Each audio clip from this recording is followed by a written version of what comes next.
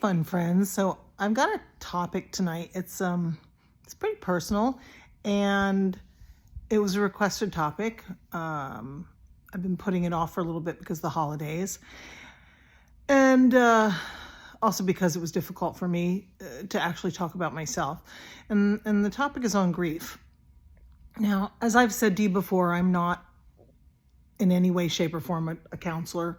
I have no credentials in that. I had a paraprofessional certification in substance abuse counseling many years ago. But when I talk to people, when I talk to you guys or just to whoever, it's from my own personal experience. And I've spent about 31 years since I was a kid in the death services industry. So cemetery and funeral seems weird, like a weird profession to a lot of people. But it's extremely rewarding, and I love what I do. But what I can tell you is it exposes you to a lot of backgrounds. It exposes you, it's kind of a level playing field, our industry. Because when someone loses a loved one, that surpasses any sort of socioeconomic backgrounds, and it doesn't really, yes, there's cultural differences, but when it comes to grief and grieving, everybody has their way that they do it. And what I have discovered over decades of being in this business is that there's no correct way to grieve. And a person's mourning period can last for as long as it lasts. And yes, there are things that you can do to help yourself through counseling, grief support counseling. I strongly recommend specifically grief support counseling as opposed to standard therapy.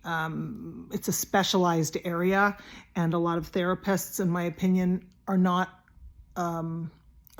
skilled in the area necessarily specific to grief support. So that's one bit of advice that I would give to you just from my years of experience in the business. But I'm going to talk more at a more esoteric level, on a more one-on-one, as my experience with families, my own personal experience with losing my father. I lost my dad on July 24th back in 21. And it was a weird thing this Christmas, because the first Christmas that we had for him in 2021, it was like a blur. I think we were all still in shock. I don't think we all kind of had really settled in, and it came and it went, and we weren't feeling very festive particularly, but you get through it. We got through it. But this Christmas was a little bit different. And even though it was nice and it was a lovely Christmas, it was beautiful Christmas. I was inspired to decorate and do all the pretty things, as you saw in some of my other videos. I was a lot more conscious of the lack of my father's presence in it. And I talked to my mom about it, and she was feeling the same way. And I think that we just were getting through the first year, but the second year, that's when it really kind of hit us that he was not with us that way anymore. Today, was a strange day for me. I received, a beautiful, one of our vendors that I work with did a really beautiful piece for me. It was called A Love Letter to My Loved One. It was about my father's story. And I actually had a friend at work read it to me, because I hadn't looked at it in its entirety yet. I hadn't brought myself to that point yet. And I couldn't really get through it. I tried reading it to my mom initially online, and I couldn't get through it. So I just emailed it to her. I emailed her the link so she could look at it. And then I had my friend come up and read it to me, and it was tough. Like it was wonderful, but it was tough. And my point to that is that you don't lose the pain. I don't think the pain ever goes away. I think it changes. The hole's always there. A lot of people say, well, how long do you grieve? How long does it last for? And always. It lasts for always. But it becomes different. And I'll talk a little bit more about I'll tell you a story about when I first lost my dad and my conversation with my funeral director. So when I lost my dad, I can remember, I'm kind of flashing back. I can remember going back to when I did the arrangements for him, and me being in the business, I'm the go-to girl when someone loses someone in my family, friends, even high school friends. I'm the go-to girl, and it's not exactly the role that you thought you were going to have when you were growing up, but it's a privileged one. It's a when I say privilege, it's an honor and a privilege to be able to help people through what would be maybe, if not the most difficult, certainly one of the most difficult times of their life. So when I found myself on the other side of the table, as it were, with my colleague, I can remember asking her, I can remember saying, because she'd lost her dad, I don't think very long before that. I can't remember, because that day was a blur too. But she'd lost her dad as well. And all I could remember thinking in my mind was, how do I get rid of the pain? How do I get rid of the pain? How do I make this stop? How do I make this go away? How long is this going to last? Am I ever going to come out of the end of this? Because I felt like I was in this dark tunnel of hopelessness. That's the best way I could describe it. And I was fearful. I was worried that I was never going to be me again. I was worried about what that was going to mean for my family, or my, like my children, my grandchildren. Was I ever going to find my spirit again? Was I ever going to find my energy and what makes me me? Because I was in such a dark place. And, my dad was really important to all of us. He was a good father, and he was a great grandfather and father. And he was such a big presence in our life and it was such a shock that we lost him. It was a shock. And being loaded with all the responsibility, plus then on top of it, having all my own grief to deal with at the time, and having to suppress a lot of that as well for the sake of my mom, my sister, my family, just so I could get through it. It was rough. And I see a lot of our families that go through that. I recognize it. I can point out the family member who's the one who was me on the other side of the table. I can pick out that person. I can pick out the person who's curled up in the corner. I can pick out the person who's taking charge. And all those people still have these raw feelings. And that was what I had. There are days, you do find, one of my girlfriends had lost her husband, and she gave me some of the best advice and brought me through with some really wonderful, I don't want to call it advice. It was more like her experience, kind of like what I'm telling you now. And she knows who she is, because she was really pivotal to helping me to heal. And what she said to me is, she did say that it leaves a hole in your heart. It's cruel. It feels unfair. And the pain never goes away.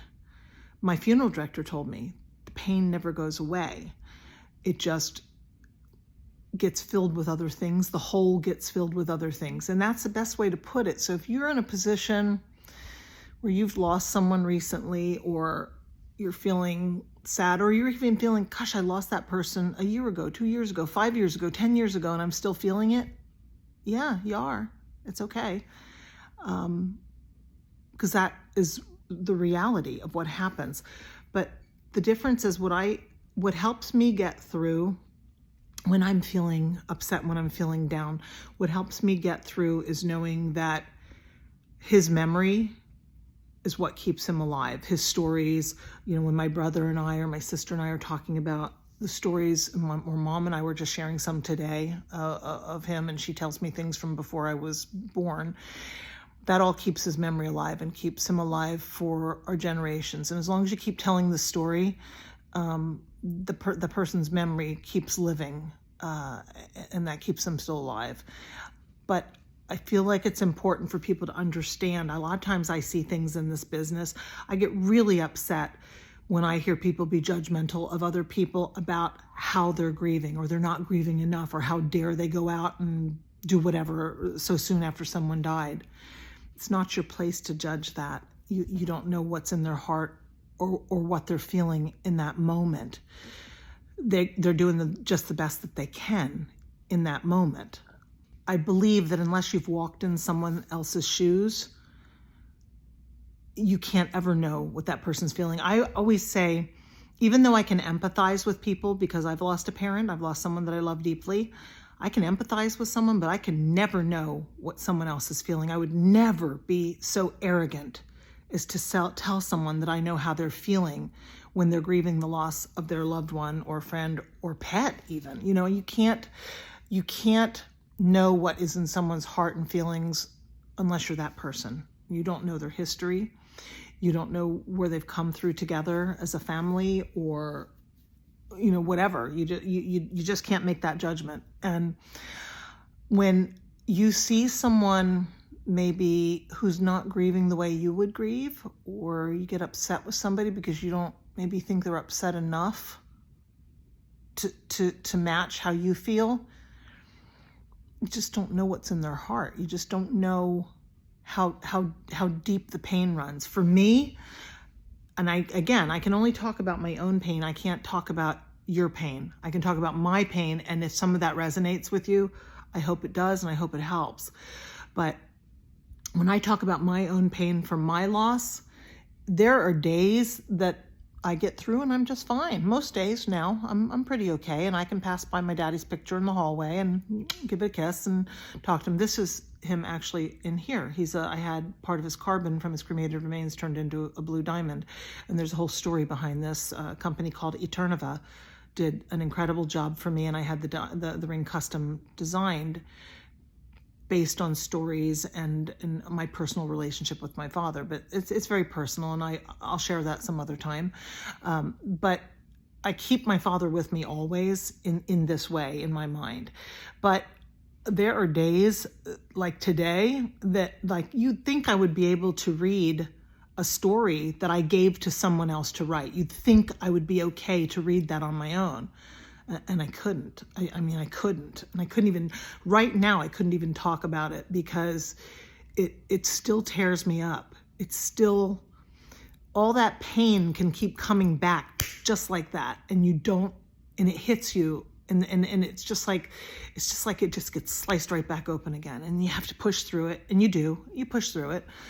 But I want to tell you that your feelings and what you feel are your feelings, and feelings are non-negotiable.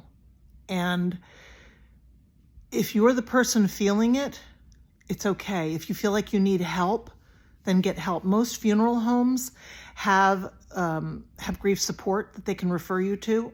Nearly all of them do have something that they can refer you to.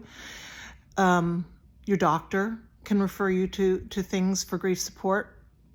But if you're the person who maybe is feeling like, I don't want to use the term judging, because you obviously have feelings as well yourself, and your feelings are real too.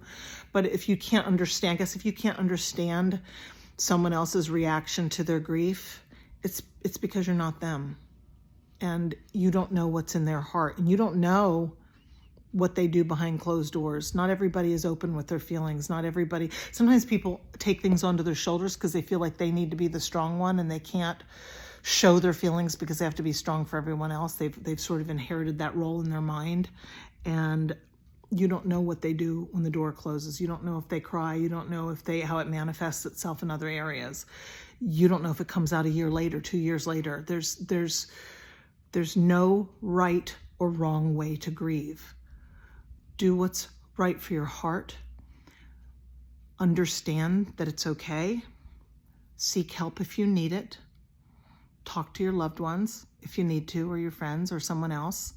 And if you can't, then reach out to a professional and let someone help you if you're really, really struggling. But I promise you, if you're going through something right now, keep your heart open to healing. You'll come through this. You will start to see light at the end of the tunnel. You will start to feel like yourself again at some point, and maybe you'll be even more of yourself, or a slightly different version of yourself, but you'll be okay. You'll be okay. My name's Holly. I'm your fun sister. Please like, subscribe, and share.